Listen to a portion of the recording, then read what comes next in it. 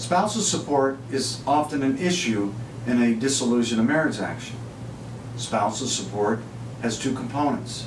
One is the duration of the court's jurisdiction over spousal support, and the other is the actual monetary issue involving how much and who gets paid. Regarding the duration of the jurisdiction, remember jurisdiction means the same thing as power. There are two presumptions that deal with the jurisdictional limits. One involves a marriage of less than 10 years. The other is a presumption of marriage over 10 years. The presumption of a marriage less than 10 years is that the court should maintain its power or its jurisdiction for half the length of the marriage. In marriage more than 10 years, the court would be abusive if it terminated its jurisdiction without good cause.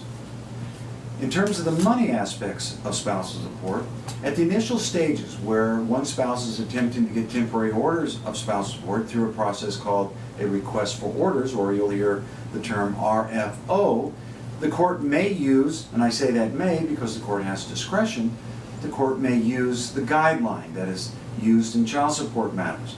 Guideline is a software program. There are two different guidelines used in spousal support, the same as in child support. One is called the ex-spouse and the other is called the dissomaster. Those are just simply two different programs that allow the calculation for spousal support by using the program. Essentially, it takes different factors, it applies those factors such as gross income, and then the end result is the spousal support, and that spousal support is typically predicated on the net of the party's income and the other factors. Those factors include certain deductions. For example, interest deductions for house payments or property tax can be considered. That will have an impact on the net income of a particular party. Now, at the time of trial, which is where you will find permanent orders, the court is prohibited from using this guideline. The court must use different factors. You will hear, if you're going through a dissolution of marriage action, something called Family Code Section 4320.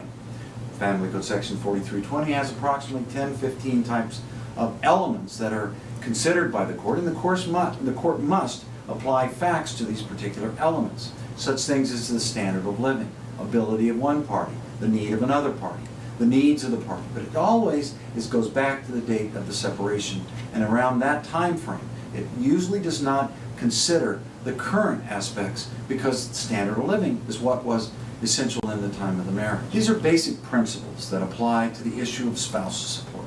I hope this helps you.